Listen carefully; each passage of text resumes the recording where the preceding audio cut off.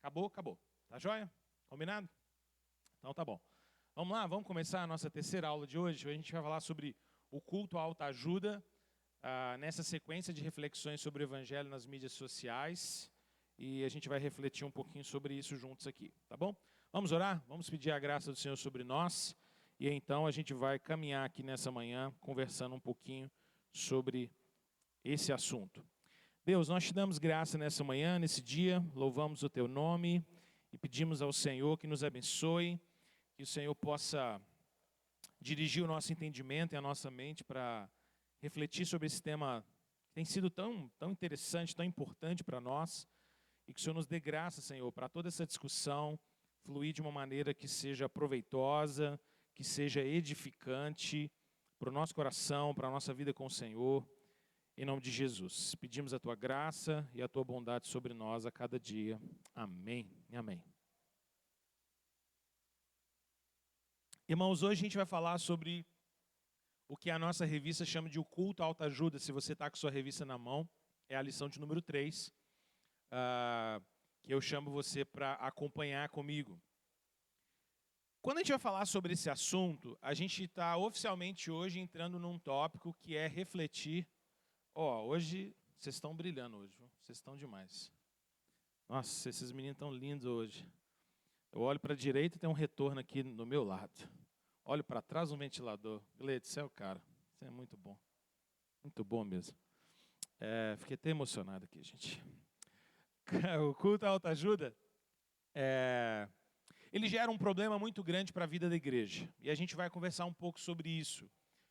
Para você que chegou hoje, talvez você nem tenha assistido às outras aulas, o que a gente está falando é sobre o evangelho nas mídias sociais. Não apenas o fato de que a gente pode hoje divulgar o evangelho através de redes sociais ou mídias sociais, mas a gente está falando especificamente sobre um evangelho que começa a ser produzido nesse ambiente, que começa a ser um evangelho praticamente só das redes, desigrejado, basicamente virtual, uma espécie de web church, né? Uma igreja da internet. Engraçado que hoje até tem esse conceito, né, dos web crentes, que é a galera que se considera meio que de uma igreja do Twitter, assim, é um negócio meio estranho isso. Mas é sobre isso que a gente está discutindo. E hoje eu quero comentar sobre o fato de que esse evangelho da web, esse evangelho da internet, ele tem ganhado muito a linguagem de autoajuda. Ele tem basicamente sido incorporado numa linguagem que não é mais verdadeiramente bíblica, mas se tornou praticamente uma linguagem de autoajuda. E o que isso tem feito e quais são os dilemas disso? Olha só o que eu coloco nesse primeiro slide para a gente refletir. Pode ir passando para mim. Quem é que está passando aí para mim? O Bibis? É você agora, né, Bibi? Então, se você demorar, todo mundo sabe que é você. É o Bibi, gente. Se ele demorar demais, aí você puxa a orelha dele. Estou brincando. O que acontece? O que acontece é que há, de certa forma, um empobrecimento muito grande da própria palavra de Deus quando nós começamos a olhar para a Bíblia, não mais para a sua grande história, mas apenas como uma história que eu posso, ou uma fonte onde eu posso tirar lições terapêuticas e subjetivas para mim. Isso não é novidade. Isso, de certa forma, é muito antigo. Muitas pessoas já leram e liam a Bíblia frequentemente assim, quase que para a Bíblia ser uma espécie de livro de consulta terapêutico. Quando eu preciso de uma palavra para o meu coração, quando eu estou triste, quando eu não estou bem, aí que eu faço? Vou ler uma Bíblia. Não é? Uma coisa meio pão diário. Nada contra a gente ter devocional. Mas nessa pegada meio tipo assim, eu preciso da sabedoria do dia. E qual é o problema disso? O problema é que nesse evangelho das mídias, isso tem se tornado cada vez mais presente, cada vez mais forte. E no final das contas, o que vai acontecendo é que ao recorrer à Bíblia simplesmente para encontrar algum tipo de lição de natureza terapêutica ou de autoajuda, eu empobreço a minha leitura da Bíblia, percebe? Porque a palavra de Deus, ela é muito completa, ela é muito complexa, ela é muito integral. Nós olhamos para a Bíblia e você encontra 66 pequenos livros dentro da Bíblia, que são 66 histórias diferentes, compostas por contextos diferentes, personagens distintas. E todas essas histórias, e aí vem a beleza da Escritura, todas essas histórias, esses 66 livros, fazem parte do que a gente poderia chamar de uma grande narrativa. O que os teólogos gostam de chamar de uma metanarrativa. Uma narrativa tão grandiosa que começa na criação, passa pela nossa redenção e termina com a consumação de todas as coisas. E quando eu passo a olhar para a Bíblia apenas com o interesse de tirar alguma lição terapêutica, eu perco tudo isso. Eu não tenho mais contato com essa grande narrativa. Eu já não consigo mais me perceber dentro dessa narrativa. Entende o que eu estou dizendo? Porque a Bíblia se torna para mim quase que um livro em que eu abro para tentar encontrar algo que possa trazer algum alento emotivo, emocional para o meu coração naquele determinado momento. Vamos entender isso. Então é errado eu ler a Bíblia quando eu estou emocionalmente fragilizado, ou estou triste, ou estou abalado, estou precisando de um direcionamento? Não. Sem dúvida nenhuma, não. Nós lemos a Bíblia nesses momentos também, e nesses momentos, sem dúvida nenhuma, ler a palavra de Deus será muito importante. Um salmo pode sustentar no meio de uma grande crise emocional e espiritual. Eu já vivenciei isso na minha vida várias vezes, e você creio que também. Um texto, uma passagem do Novo Testamento. Não é disso que a gente está dizendo. Nós estamos falando sobre assumirmos um tipo de leitura da Bíblia que só procura isso.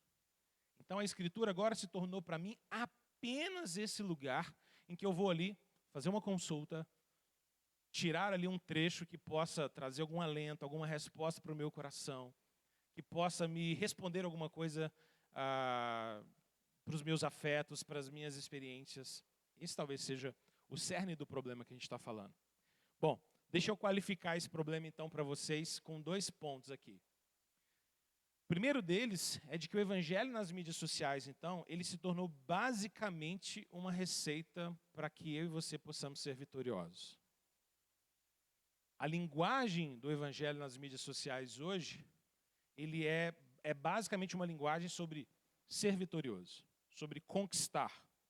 Os posts evangélicos, eles se tornaram produtos de autoajuda bem baratinha e, no final das contas, mentirosa. Porque o problema da autoajuda é que a autoajuda, ela é sempre mentirosa. É sempre mentirosa. Gente, é até admissível que num mundo complexo como o nosso, num mundo cheio de sabores e de estresses contemporâneos, e de uma vida tão sobrecarregada por pressões, por mídia, por contatos, por WhatsApp, por rotinas exaustivas de trabalho, a gente chega no final de um dia, às vezes, querendo autoajuda, querendo alguma coisa que possa alentar o nosso coração. É até explicável, não é admissível, mas é explicável que a gente queira isso. Que a gente queira alguma coisa mastigadinha, alguma coisa que te entregue alguma palavra de motivação, alguma coisa que fala assim, muito bom, parabéns, hoje você fez legal, hoje foi joia. Alguma coisa mais simples, mais mastigada, é até justificável, ou essa não é a palavra, né? A palavra é explicável. Faz sentido dentro do nosso contexto. Mas o problema é que toda autoajuda, ela é mentirosa.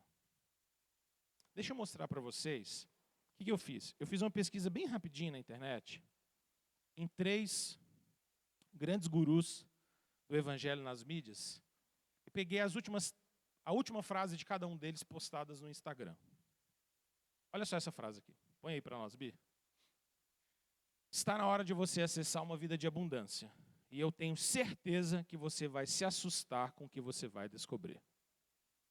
Link para um curso. Link para um curso. Raça para cima. Não é? Isso aqui foi publicado essa semana, tá? Bem recente. Eu só peguei uns 3 gurus assim que eu sei que são os top 3, e fui lá e peguei a última postagem deles e copiei e colei do jeito que estava lá. Essa é a ideia. Percebe o que tem numa frase como essa? Algumas coisas me chamam a atenção. Primeiro, você sempre está num tempo ou numa janela de oportunidade. É a primeira frase. Está na hora de. Essa é sempre a linguagem da autoajuda e do evangelho das mídias sociais. Tem sempre alguma coisa que você não sabe, uma coisa que você ainda não acessou, que você ainda não descobriu, mas que está na hora. A hora é agora. A segunda coisa que me chama a atenção nessa primeira é o conceito de acessar. Essa é uma palavra muito comum no evangelho das mídias sociais. Existem verdades e existem tesouros de Deus e da sabedoria que você não acessou, mas você pode. É sempre essa linguagem. Uma linguagem que eu não tenho, mas ele tem e custa só o valor do curso. Custa só o valor do curso. É a linguagem do final. Você vai se assustar com o que você vai descobrir. Tem algo novo que você não sabe, que ninguém nunca viu na Bíblia. E tem 2000 anos de igreja, mas ninguém nunca enxergou isso na Escritura. Teólogo nenhum nunca falou, pastor nenhum, membro nenhum, estudioso nenhum. Ninguém viu. Eu vi. E eu vou te passar isso em 10 parcelas de R$1.000. A outra coisa importante é uma vida de abundância. E essa é a ideia do que eu estou chamando de um evangelho vitorioso. Existem coisas que você não sabe, o tempo para você acessar agora, eu tenho o caminho para você acessar, eu tenho a chave para você acessar, e quando você acessar, você vai ter uma vida de abundância. Percebe que não é um evangelho sobre Jesus, reino de Deus, sermos servos, sermos discípulos, seguimos a Jesus, entregarmos nossa vida, tomarmos nossa cruz, seguimos ao Senhor, obedecemos a Ele, aprendemos a lidar com as lutas e tribulações, ter bom ânimo, porque Jesus venceu o mundo, mas já nos garantiu que a gente vai ter. Não tem nada a ver com isso. É o evangelho sobre superabundância, super performance, super realização, vida vitoriosa, vida no limite. Essa é a ideia. Próxima, olha só essa frase, essa é de outro guru. O acesso do seu destino está esperando o sacrifício dos seus atalhos. Faz sentido para você? E tinha um dedinho assim para você comentar logo abaixo no post. Reflita nessa frase. Olha como é que essa frase é tão cheia de nada. O acesso do seu destino está esperando o sacrifício dos seus atalhos. É muito bobo, né? É muito bobo. Qual que é a ideia? Tem um grande destino que você não acessou ainda. É a mesma linguagem. Tá, são autores diferentes, ok? São autores diferentes, referências diferentes. Mas a linguagem é a mesma. Você tem um destino que você ainda não acessou, e a palavra acessar, ela aparece aqui de novo. Tá? E agora você vai acessar não mais só uma sabedoria, mas você vai acessar um destino. Porque o produto que eu estou te vendendo não é um produto mais só para você comprar e ter. Eu estou te vendendo uma história, eu estou te vendendo um destino. Tá? E se você acessar esse destino que está esperando você, então você vai ter algo extraordinário. Mas você precisa sacrificar os seus atalhos primeiro. Então pegue todos os seus atalhos. Supostamente aqui os atalhos são o quê?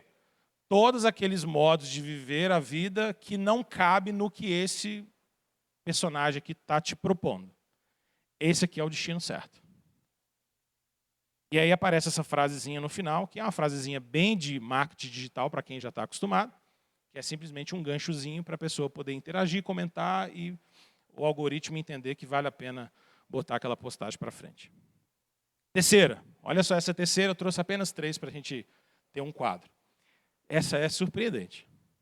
Deus não errou quando te criou. Você não é um acidente.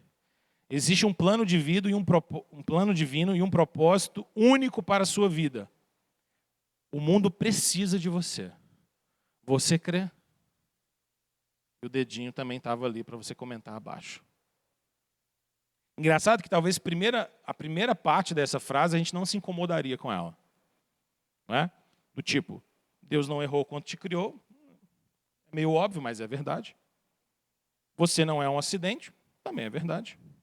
Existe um plano de vida e um propósito único para a sua vida.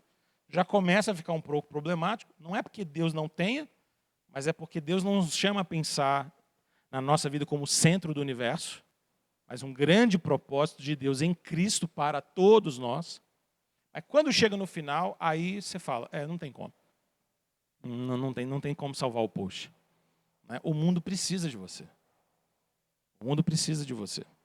Qual que é o problema disso tudo, gente? E aí eu resumo agora nesse próximo slide com um trecho do nosso próprio material, da nossa própria revista. No Evangelho da Autoajuda, Deus se torna um poder impessoal. Deus não é mais uma pessoa. Não é mais um ser triuno, Pai, Filho e Espírito Santo, com quem a gente se relaciona, com quem você fala. Não, Deus é uma força impessoal. E o que essa força impessoal faz ou pode ser feito dela? É uma força, um poder impessoal a ser manipulado. Eu posso manipular essa força, esse poder. E as escrituras se tornam uma espécie de amuleto mágico, um livrinho de consulta mágico. Se corretamente pronunciadas essas fórmulas mágicas, digamos assim, ela pode trazer o que nos falta para uma espécie de realização individual. Você percebe então como, de certa forma, o evangelho nas mídias sociais ele é uma versão do que a gente chamava de teologia da prosperidade, mas versão século XXI, remasterizada, é uma nova pegada, é uma nova proposta. Não é mais aquela lógica da teologia da prosperidade da seguinte maneira: você precisa de bênçãos materiais, mas para você ter bênçãos materiais você precisa fazer sacrifícios. Então você faz um sacrifício, se você fizer esse sacrifício e ofertar sacrificialmente, Deus vai ficar em dívida com você. E como Deus não fica em dívida com ninguém, Ele vai pagar e vai te abençoar. A lógica da doutrina da teologia da prosperidade é essa. Só que essa lógica não funciona mais para o indivíduo contemporâneo. É isso que eu estou falando com você desde a nossa primeira aula. O indivíduo contemporâneo ele não quer mais isso, porque especialmente talvez a juventude hoje, ela não é mais convidada por essa proposta de teologia da prosperidade. Porque é uma juventude que tem uma pressão cultural de performance, de sucesso, de dar certo no mercado de trabalho. Quer dizer, olha a nossa juventude hoje. A nossa juventude entra numa faculdade com as pessoas já falando para ela que ter faculdade não significa nada no mundo de hoje. Que você precisa se destacar, que você só formar e ter um canudo debaixo do braço não vai te colocar no mercado de trabalho. De que não é mais a faculdade que define onde você vai trabalhar, agora é o mercado que é cada vez mais seletivo. Então, nesse ambiente de alta performance, eu preciso então agora entender que eu preciso me destacar. Essa semana eu estava fazendo umas coisas que rarissimamente eu faço. Eu estava assistindo Globo Esporte. Tinha muito tempo que eu não fazia isso na minha vida. Mas eu liguei um pouquinho assim, depois do almoço ali, mais ou menos na hora do almoço, não é isso? E aí, estava passando uma reportagem sobre o Hulk, jogador do Atlético Mineiro. E a reportagem ela era muito intrigante. E eu não estava muito prestando atenção no quesito futebol, mas na reflexão da reportagem. Porque a reportagem era basicamente o seguinte. A reportagem era para demonstrar como o tal Hulk se tornou um exemplo e um ídolo para os outros jogadores do Galo. A reportagem era essa. Então eles colocaram vários jogadores do Galo, falando especialmente um, que eu não faço ideia do nome, dizendo coisas do tipo: nossa, o Hulk é a nossa referência, o Hulk é a nossa referência. Quando a gente vê o Hulk até no dia de folga, treinando, a gente fala, cara, eu preciso treinar também. Quando eu vejo o Hulk na rede social de férias, e nas férias dele, ele contrata um personal trainer para treinar ele na praia, eu penso, meu Deus, eu preciso treinar mais. E foi muito interessante porque toda a reportagem era para demonstrar como esse jogador é um jogador de alta performance, que já é mais velho comparado com a turminha ali dos 20 e poucos anos. Eu não sei a idade dele, mas parece que ele é um pouquinho mais velho que a turma. E ele se torna uma grande referência porque ele é um cara de alta performance. E aí a reportagem mostrava como ele tem aparelhos na casa dele que são de primeiro mundo para ele poder fazer o preparo físico dele, para ele poder fazer o regenerativo muscular dele, e aí mostrando que mesmo quando ele está com a família no final de semana, ele deixa os meninos brincando de um lado e vai para dentro de uma sauna fazer regenerativo, ou entra dentro de uma cápsula do tempo meio esquisita lá e fecha um zíper nele e fica lá dentro para poder regenerar o músculo dele e tal. Para quem gosta de esporte, extraordinário, muito legal, não tem crítica nenhuma com relação a isso. Eu só estou tentando te mostrar como é que a nossa cultura funciona hoje, porque aí no final, a reportagem que foi toda produzida, né, era uma reportagem completa que você está vendo, ela já estava preparada.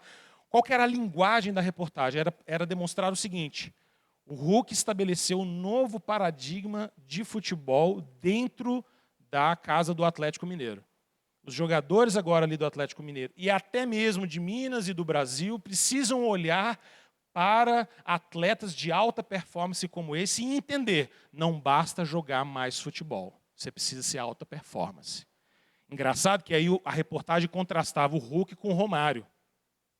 E aí mostrou uma cena hilária do Romário, quem lembra do Romário aqui, era clássico, né? Aí uma cena em que o Romário, numa entrevista dizendo, hoje tem 2 treinos, um de manhã e um à tarde. No primeiro eu venho, no segundo eu só venho para tomar um café e bater papo com a galera. Bem Romário mesmo, né? E aí a ideia da reportagem era meio que mostrar, olha, esse tipo de jogador Romário passou, não funciona mais. Agora a gente precisa da alta performance. Beleza, isso é ótimo, funciona, dentro do esporte é isso mesmo, o caminho cada vez mais será esse. E esse era o tom da reportagem. Só que isso supera o ambiente do futebol. Porque essa é a linguagem em praticamente todos os contextos que a gente vive hoje. Todos os contextos, desde a escola dos nossos filhos até o seu ambiente de trabalho, não importa. Você vai viver um ambiente de alta performance. E agora, de certa maneira, então, o evangelho precisa ser traduzido nessa linguagem. Se eu chego no ambiente da religião com uma mentalidade de alta performance, de sucesso, de vida vitoriosa, de vida abundante, de vida no extremo dela, no auge da potência que ela pode me dar, como é que o evangelho vai contribuir para isso? Então eu preciso mudar a linguagem do evangelho. Eu preciso apresentar o evangelho para as pessoas de uma outra maneira. Porque da maneira clássica não dá. Na maneira da teologia da prosperidade também não dá. Percebe o contexto? Então isso começa com o ambiente cultural em que a gente está vivendo, e acaba chegando nesse ambiente da igreja também. Como a gente disse na aula anterior, para quem estava aqui vai se lembrar, nós discutimos o fato de que a função, por exemplo, de um pastor teólogo acaba sendo eclipsada, acaba sendo substituída por uma espécie de pastor motivacional. Um pastor que vai fomentar e me dar elementos de alta ajuda, de alta performance. E ele mesmo precisa ser alguém que vai performar nas redes sociais. Porque se ele não performar lá, ele não é um modelo, ele não é um ídolo, ele não é um exemplo de sucesso. Inclusive financeiro. Inclusive financeiro. Interessante, né? Porque isso é tão forte na cultura, gente, que a gente começa a ter uma ruptura. Por exemplo, algumas décadas atrás, era muito comum que no ambiente religioso as pessoas suspeitassem e achassem estranho qualquer tipo de sustento pastoral. Quem aqui é crente de muitos anos sabe o que eu estou falando. Chegava numa igreja e tinha muita gente que se incomodava, até com a ideia de um pastor ser sustentado pela igreja, ele ter o salário dele, digamos assim. A nossa cultura hoje ela fez uma mudança radical. Porque boa parte desses gurus aqui são milionários. E são religiosos. E isso é inspirador para essa geração que olha para eles com essa expectativa. Surpreendente isso, não é? Bom, vamos resolver o problema, né? Vamos tentar pensar resolutivamente sobre isso que a gente está discutindo. O primeiro ponto que eu queria trabalhar com vocês aí na nossa lição é o que a lição chama de pequenas histórias e a grande história. Quando a gente vai falar sobre pequenas histórias e a grande história, a gente precisa lidar com o fato de que a primeira coisa que a gente precisa criticar nesse movimento todo é entender que a Bíblia não pode servir apenas para ser essa fonte de lições e máximas de autoajuda. A gente precisa ir para a Escritura para olhar a sua grande história, a sua grande narrativa. Aquilo que a Bíblia tem para ensinar para nós nesse drama da redenção. É muito interessante porque o autor da nossa revista cita um teólogo chamado Gerhardus Voss. O Gerhardus Voss diz algo que é bem interessante e nós vamos tentar desempacotar para simplificar. Ele diz o seguinte, olha só essa frase dele. A redenção é parcialmente objetiva e central, mas parcialmente subjetiva e individual. Eu sei que é aquele tipo de frase que sem contextualizar ela não está dizendo muita coisa não, mas então eu vou contextualizar. O que ele está dizendo para nós, o que o Gerhardus Voss está dizendo para nós, e esse é um teólogo que a gente chama teólogo de teologia bíblica, porque ele escreve livros a respeito da teologia bíblica. Qual que é a ideia da teologia bíblica? Basicamente, é uma abordagem em teologia que você quer recontar a história de Gênesis e Apocalipse, demonstrando exatamente esse arco histórico. Tá? O Gerhardus Voss é tipo o grande nome dessa área. E o que ele está dizendo para nós é que a história da redenção, eu preciso olhar para ela sob 2 aspectos. E cada aspecto desse se desdobra também em outros 2. De um ponto de vista mais histórico, mais formal, eu posso entender que a redenção ela é objetiva e central. Ou seja, ela me conta uma história de maneira objetiva, de maneira direta. Não subjetiva, não é o que eu penso, é simplesmente uma história narrada. Quando você olha para a Bíblia, por exemplo, tem uma história narrada aqui, não tem? Uma história com personagens, com fatos, com acontecimentos. E essa história ocupa uma centralidade naquilo que a Escritura está dizendo. A Bíblia, inicialmente, ela não é sobre mim e sobre você. Tá? É isso que ele está querendo dizer. Num primeiro olhar, a Bíblia é sobre histórias a respeito do povo de Deus e a confiança desse povo de Deus. E como através desse povo chamado por Deus, Deus chamou também o seu Messias, que é Jesus, e toda a obra que Jesus fez da redenção. Objetivamente, a Bíblia é sobre isso. Eu preciso lidar com essa história. Eu preciso conhecer essa história. Mas o Gerhard Voss está dizendo o seguinte, opa, há um segundo olhar. Eu também tenho que ler essa mesma Bíblia, não apenas de maneira objetiva e central, mas eu também tenho que lê-la de maneira subjetiva e individual. É por isso que ele diz, ela é parcialmente assim, parcialmente assim. Porque ele está dizendo, olha, subjetivamente e individualmente, eu preciso entender que, embora a Bíblia não seja sobre mim, a Bíblia foi escrita também para mim. Essa é a lógica dele. Então, tudo bem, eu tenho uma história sobre como Deus chamou Abraão, chamou o seu povo, preparou a nação de Israel, chamou o Messias, Jesus morreu na cruz, se tornou o Salvador no mundo. Ok, mas toda essa história culmina em alguém que vai ser o Salvador também na minha própria vida. Jesus fez toda essa obra para me salvar. Não apenas para me salvar, mas também para me salvar, porque eu faço parte dessa história. Então, subjetivamente, pessoalmente, individualmente, eu também estou encaixado nessa narrativa. Essa não é uma narrativa externa. Tudo bem, essa história aconteceu, legal, bacana. Não, é uma história que me chama para participar dentro dela. O que o Voss está dizendo para nós é como se fosse assim. A Bíblia é uma história, mas sobre a qual, ou uma história do tipo em que você, no final das contas, é convidado para participar dela. Você descobre que essa história não é história só para você ler externamente e dizer, não, que legal essa história. É uma história que você é convidado a participar dela. E até mesmo reescrever os últimos capítulos dela. Porque quando nós somos chamados para ir por todo mundo, pregar o Evangelho, pode passar para mim, Vitão, ir para todo mundo, por todo mundo, pregar o Evangelho, ser usado como instrumento de Deus para a conversão de outras vidas, para discipular pessoas, eu estou fazendo parte dessa história.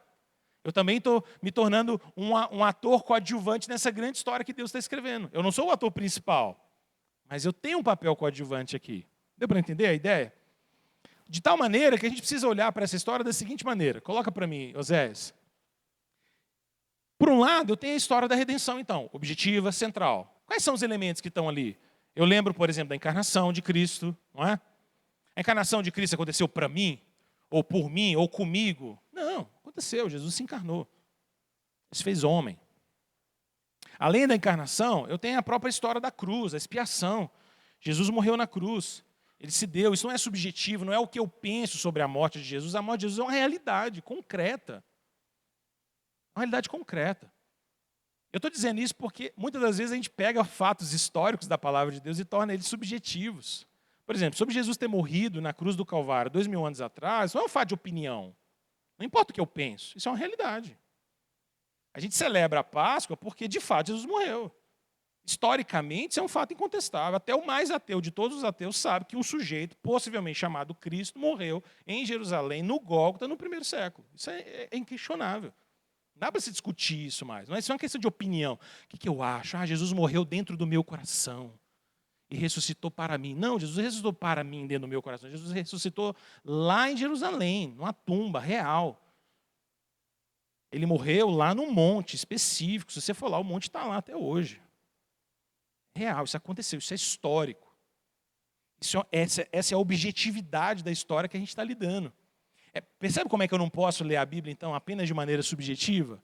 Porque se eu ler a Bíblia apenas de maneira subjetiva, eu vou achar que isso aqui tudo é mito. Eu vou achar que isso aqui tudo são apenas parábolas. São apenas histórias para vamos dizer assim, para trazer uma lição bonitinha para mim. Mas não é essa a ideia. Não é essa a ideia. Essas histórias são reais. Então, encarnação, expiação na cruz, ressurreição de Cristo, tudo isso aqui é uma realidade concreta, inquestionável, palpável, percebe? Mas existe também um aspecto subjetivo dessa realidade. Olha só, o que seria subjetivo então? Coloca para mim, Osés. De que a redenção, ela acontece externamente, Jesus se fez homem, Jesus morreu na cruz, Jesus ressuscitou. Ok, Mas agora essa redenção também tem que atingir o meu e o seu coração, não tem? E como é que ela atinge o nosso coração? Nos regenerando, nós somos justificados diante de Deus, somos transformados na conversão, somos santificados, seremos glorificados. Ou seja, é uma realidade que não apenas acontece fora de mim, mas que eu também vou experimentá-la de alguma maneira. E já experimento. Não deu para entender isso? De um lado, eu tenho uma realidade objetiva e central do Evangelho, da história da redenção, mas por outra, eu também tenho uma realidade que é subjetiva e individual. Mas eu não posso ler a Bíblia apenas como algo subjetivo e individual. No momento em que eu e você começamos a ler a Bíblia apenas como um livro de máximas de autoajuda, a gente está perdendo a grande história da palavra de Deus. A gente está deixando de nos relacionarmos com aquilo ali como uma história de fato e de verdade. E a gente passa a interpretar a palavra de Deus não como algo que acontece, mas como algo que, deixa eu ver o que isso significa para mim. Deixa eu ver o que eu sinto desse texto. O que eu acho desse texto. Como é que eu percebo esse texto. O que eu posso tirar desse texto para mim. Deu para perceber isso? Porque senão, gente, a gente pode olhar para as histórias bíblicas das maneiras mais subjetivas e individuais que a gente puder imaginar. E aí eu não ligo mais para o que o texto está dizendo. O importante não é o texto, o importante é como eu leio o texto. É a minha experiência do texto. É como eu me sinto diante daquele texto e o que ele é para mim. Quantas vezes você já ouviu alguém dizer uma frase como essa, ou você mesmo talvez tenha falado? De pegar um texto, por exemplo, e dizer assim, isso é o que eu senti aqui, isso aqui foi para mim. Talvez alguém olhe para você e fale assim, mas não é isso que o texto está dizendo. Mas é o que foi para mim. Eu acho que a história no Brasil mais emblemática de todas, essa é o meme, se tornou um meme eterno do brasileiro. É o meme do pastorzinho que interpretou o texto de Osés errado e convenceu a irmã da igreja e o marido dela a que eles largassem o casamento para que a mulher pudesse ter relacionamento com o pastor. Você já ouviu falar dessa história? Essa é a clássica. Porque ele pegou um texto que estava escrito toma a mulher adúltera e ele esqueceu de ler o acento. E ele leu toma a mulher e adultera. E aí ele leu assim, se convenceu disso, convenceu o casal, adulterou com a mulher do homem lá. E isso veio à tona. E aí o repórter foi lá entrevistá-lo. E pediu para ele mostrar. Mostra para mim então. Ele está aqui, ó. Está aqui, Oséias, capítulo tal, versículo tal. E aí o repórter até foi muito bondoso e falou assim, lê. Lê o senhor. Ele toma a mulher e adultera. Está vendo? Aqui está dizendo. Você não viu que tem um acento, não? Oi? Acento? Ah, rapaz, é mesmo, hein? Ó, tem um acento aqui. Pois é. Se tiver esse acento, muda tudo, né? Muda a interpretação inteira. Tinha até vontade de saber qual foi o desfecho dessa história, né? Se esse cara está vivo ainda. Se ele sobreviveu depois disso tudo. Isso é só um exemplo, gente. Mas de uma coisa que acontece, talvez não com acento gráfico, mas que acontece com má interpretação o tempo inteiro. O tempo inteiro. Quando o sujeito se apropria de uma determinada passagem, se apropria de uma determinada linguagem bíblica numa visão completamente distorcida do que é a palavra de Deus. A Bíblia, então, ela tem que ser entendida como a nossa história, mas respeitando o que a Bíblia é. Para fecharmos esse primeiro ponto, eu coloco lá para nós. A Bíblia deve deixar, então, de ser um livro apenas para recortes terapêuticos. Só o que eu quero ouvir, só o que eu preciso ouvir, só o que eu sinto ou o que eu não sinto. Na Bíblia, nós temos tudo o que Deus diz sobre nós, os indicativos. E temos as ordens que devemos seguir a partir disso, os imperativos. A Bíblia, então, não é apenas para uma espécie de terapia, para uma espécie de resposta de máximas de autoajuda. Não, a Bíblia é a palavra de Deus que diz algo a respeito de mim mesmo. os indicativos. E detalhe, as ordenanças bíblicas, as ordens e os imperativos bíblicos só fazem sentido para quem entendeu os seus indicativos.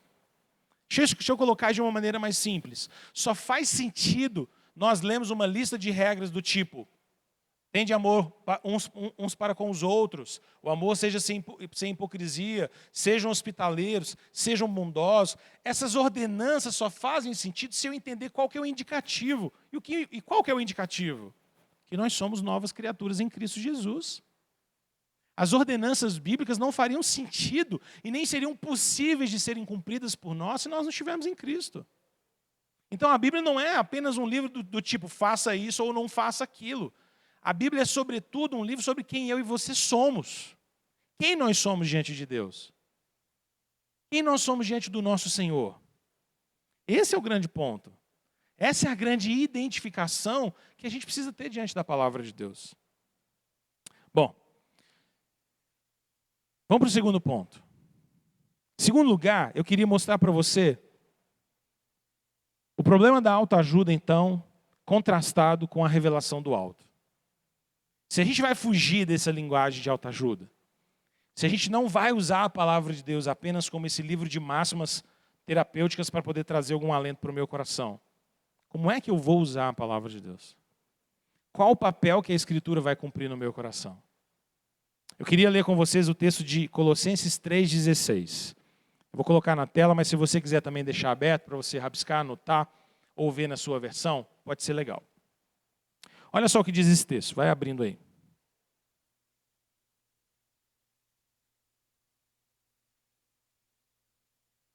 Olha o que o apóstolo Paulo diz aqui para a igreja de Colossos. Habite ricamente em vocês a palavra de Cristo. Ensinem e aconselhem-se uns aos outros com toda a sabedoria. E cantem salmos, hinos e cânticos espirituais com gratidão a Deus em seus corações. Por que chamar a atenção desse texto para nós? Porque nessa passagem, que Paulo vai fazer várias exortações, no versículo de número 16, Paulo diz algo que é fundamental para a gente entender a única possibilidade da gente viver uma vida verdadeiramente dirigida pela palavra de Deus. Para a gente poder viver uma vida dirigida pela palavra de Deus, a gente precisa entender que a palavra de Cristo precisa habitar ricamente no nosso coração. Se a palavra de Cristo não habitar em nós, se ela não de fato tomar tudo que nós somos, nós vamos sempre usar a palavra de Deus apenas como esse livro de máximas e de consultas quando eu julgo necessário. O que Paulo está dizendo aqui, gente, faz um contraste muito real com o que a gente está dizendo. Porque olha só, de um lado, eu tenho a Bíblia sendo manipulada por vários interesses. A Bíblia pode se tornar um livro de autoajuda, um livro terapêutico, um livro de sucesso, um livro disso, um livro disso, um livro daquilo outro. Mas do outro lado, a gente tem a própria palavra de Deus dizendo, olha, você quer andar uma vida reta diante de Deus? Então a palavra de Cristo precisa habitar em você. A palavra de Cristo ela precisa existir ou fazer morada dentro do seu coração. Para que a gente seja moldado pela palavra de Deus. Não apenas naquilo que a gente quer, não apenas naquilo que é interessante para nós. De ser moldado pela palavra do Senhor. Isso é algo muito diferente. É muito diferente eu usar a Bíblia apenas como um instrumento de consulta, vez ou outra, ou viver uma vida na palavra de Deus. No Antigo Testamento, o próprio Deus denunciou o fato de que o seu povo carece de direcionamento por causa da falta de contato com a palavra de Deus. Por causa da falta de conhecimento. Irmãos, quando a gente olha para a Bíblia, quando a gente olha para a igreja, hoje, a gente percebe que esse continua sendo o dilema real da igreja até hoje. Falta de orientação na palavra de Deus. Falta de instrução na palavra de Deus. Falta de Bíblia. Porque muitas das vezes os crentes continuam usando a palavra de Deus apenas como esse recurso de vez em quando, de pegar uma dica, de pegar uma orientação, de dar uma olhada, de pegar alguma referência, mas não como minha vida moldada pela palavra de Deus. Se a gente quer ter uma vida realmente moldada pela palavra de Deus, a gente precisa entender esse papel da Escritura. E olha como é que o papel da Escritura é importante. Coloca para mim, Oséias. Primeiro, de que a verdadeira transformação acontece quando ela habita no nosso coração. E ela precisa permear, então, o nosso ser. Os meus sentimentos, os meus pensamentos, as minhas emoções. Não pode ser de outra maneira. Ou ela governa o nosso coração, ou a palavra de Deus governa o nosso coração, ou nós crescemos em sabedoria, para a gente poder discernir o erro, para a gente poder confrontar aquilo que é errado, para a gente poder viver nesse mundo. Senão a gente vai o tempo inteiro usar a palavra de Deus apenas como esse livrinho de consultas que eu desprezo, que eu deixo meio de lado, mas de vez em quando eu vou lá e acesso e pego alguma coisa. A gente precisa ter a palavra de Deus habitando no nosso coração. Eu gosto muito de uma frase de um autor chamado John MacArthur, é um pastor norte-americano, que ele diz assim: o enchimento com o Espírito não é uma experiência estática ou emocional, mas um controle constante da vida, por meio da obediência à verdade da palavra de Deus. O que o John MacArthur está dizendo aqui é muito interessante. Porque se a gente comparar essa palavra que habita no nosso coração com o que a Bíblia chama de encher do Espírito, como por exemplo lá em Efésios 5, a gente percebe que a visão bíblica sobre ser cheio do Espírito não é uma visão estática. Ser cheio do Espírito não é a gente ser deslocado aqui da realidade e a gente ser tomado e visitar o terceiro céu e voltar. Não. Teve homens de Deus que até experimentaram coisas dessa natureza. Mas isso não é a maneira ordinária da gente experimentar enchimento do Espírito. A maneira normal, comum, mas ao mesmo tempo sobrenatural, extraordinária, de a gente experimentar o enchimento do Espírito, é de fato a gente ter uma vida moldada pela palavra de Deus. Que estranho seria, não é? Alguém, por exemplo, que julgasse ter uma grande e verdadeira experiência sobrenatural do Espírito de Deus, mas que vivesse uma vida de desobediência a Deus. Vivesse uma vida em que você não se sente dirigido por Deus, em que o tempo inteiro você está se indagando com os medos desse mundo, em que todo vento de doutrina te leva, em que qualquer nova proposta parece mais bela do que o Evangelho. Não faz muito sentido.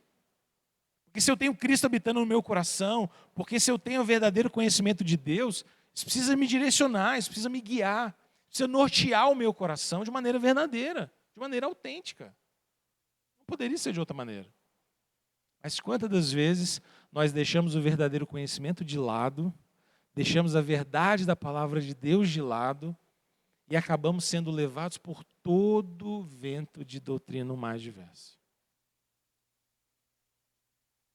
Olha só o que o salmista diz no Salmo 119, versículos 10 e 11. Alguém lê para nós? Vou botar vocês para falar. Salmo 119, versículo 10.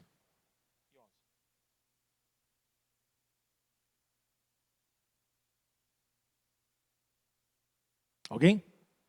Uma voz forte?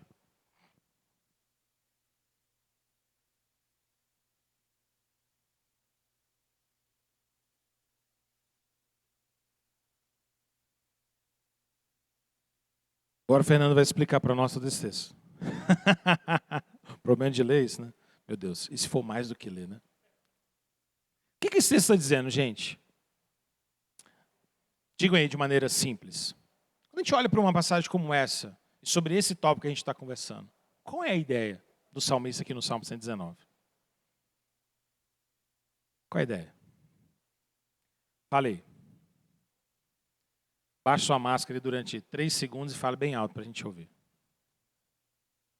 Qual a sua percepção? O entendimento bíblico ali. Profundo assim? O centro é Deus. Muito bom. O que mais? Nada, nada?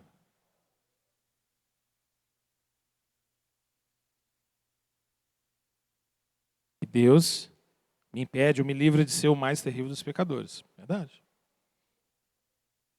A palavra de Deus nos molda para a gente não ser tão potencialmente pecadores quanto a gente poderia ser, não é? O que mais?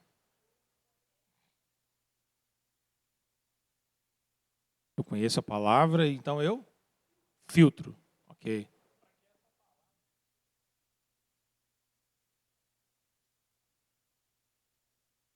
Aham.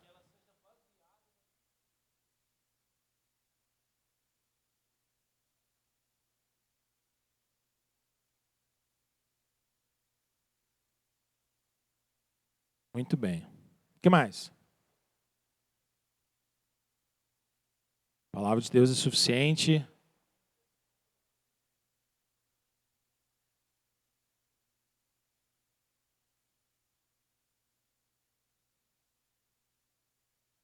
Ok.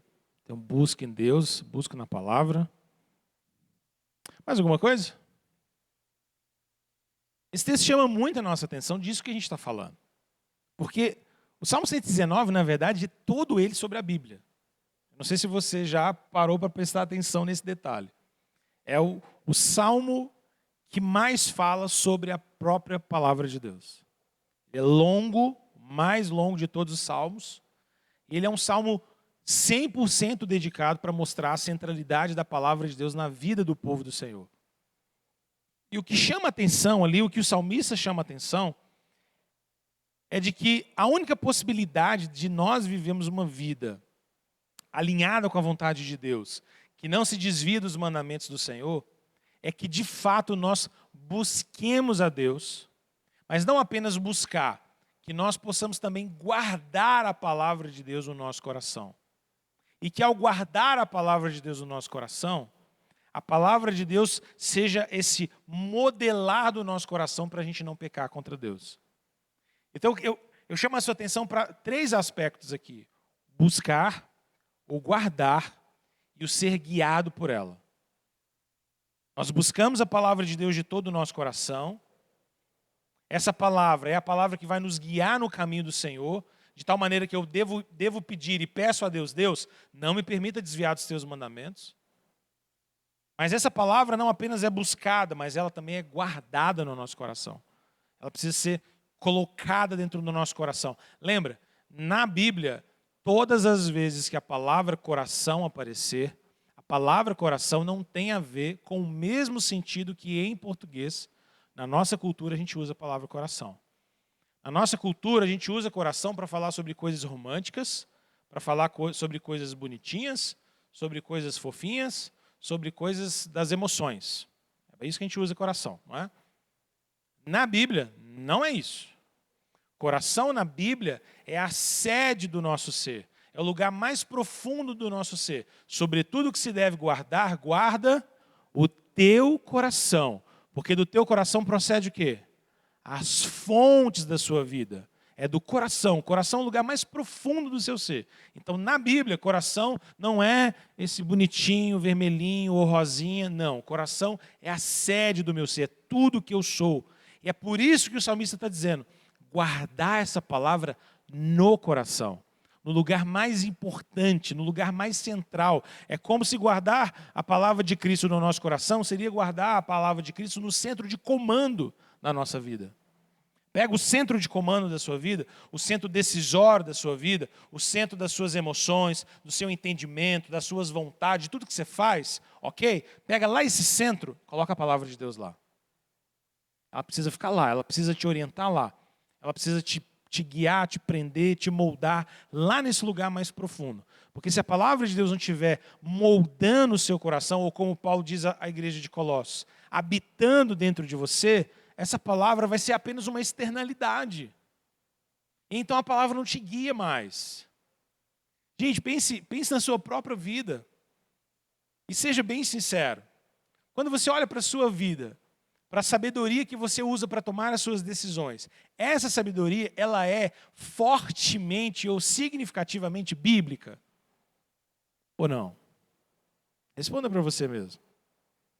O seu lar, a sua casa, a sua família, é uma família dirigida pela instrução na palavra de Deus? Sim ou não?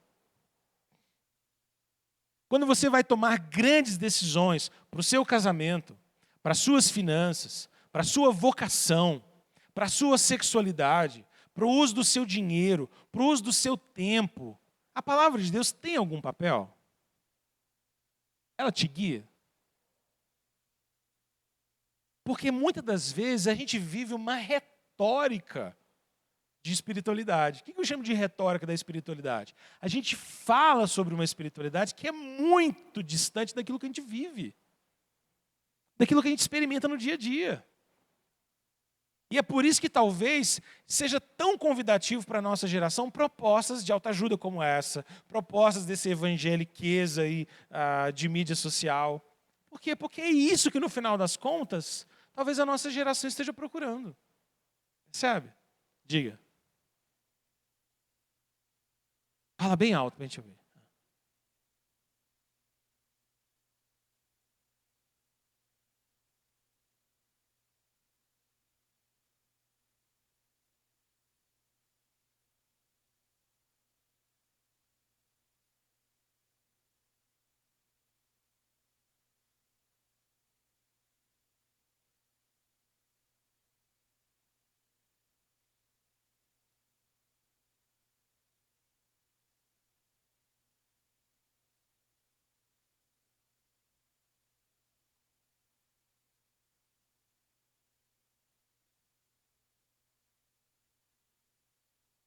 Legal.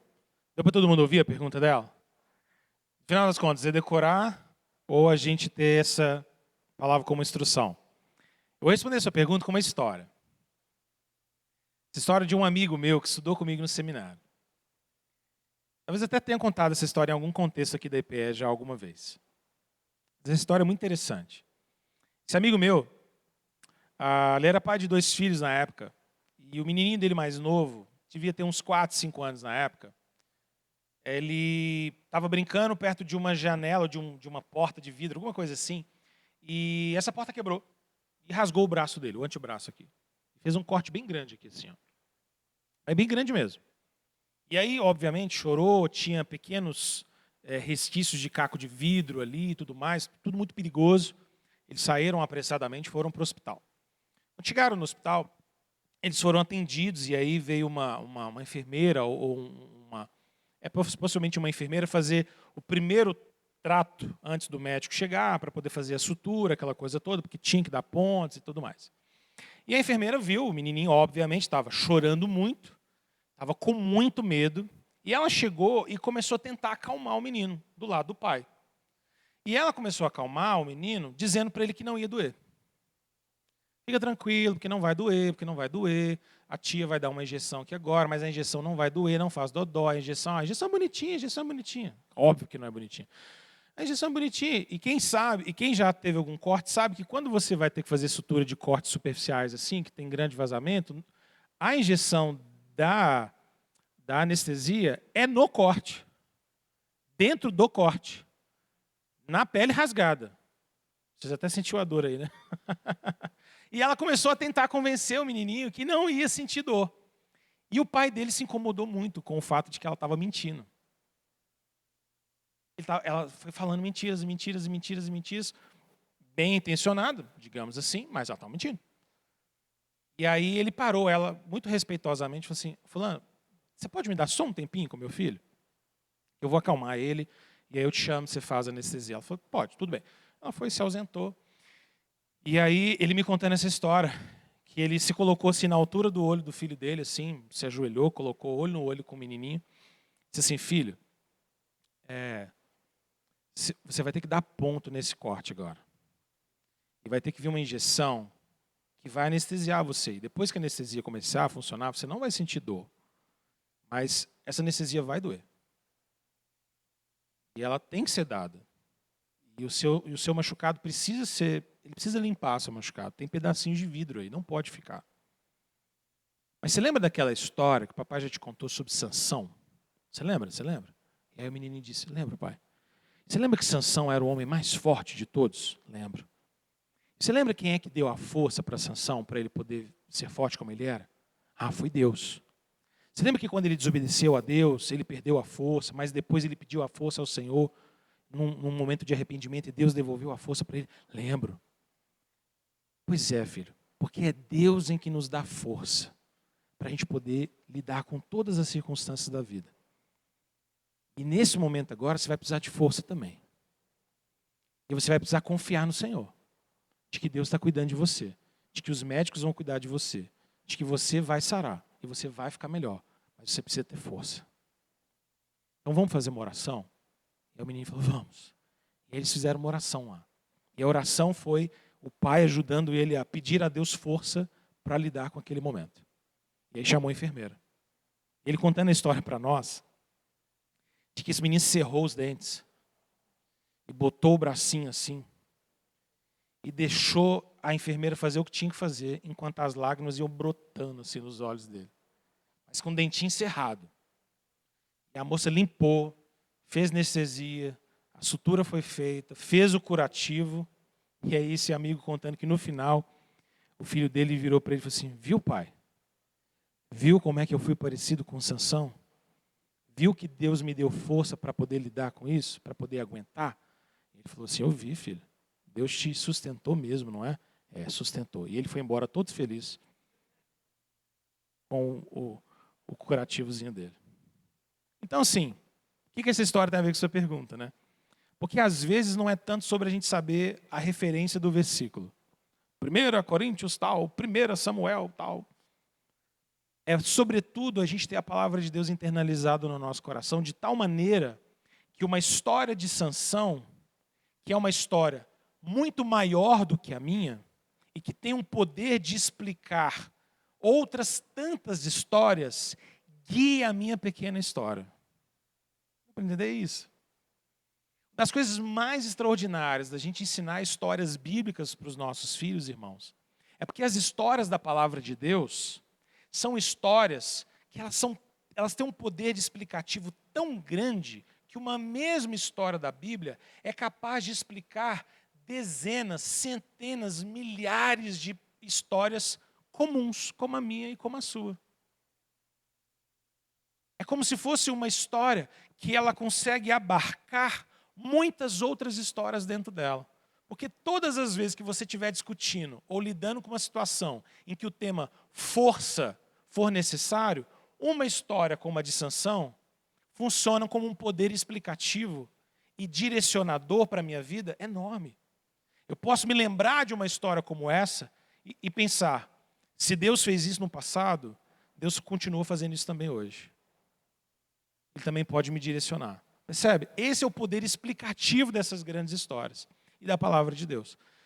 Então eu responderia que sim, de certa maneira, guardar no coração tem a ver com memorizar, mas não com necessariamente a gente memorizar a referência exata, mas memorizar a verdade ali, a palavra de Deus ali, e sermos capazes de frequentemente aplicar isso no nosso coração. Eu gosto muito de uma ideia do pastor John Piper, bem conhecido, né, no mundo. E o John Piper, ele tem uma coisa muito legal que talvez a gente até devia imitar aqui na IPE.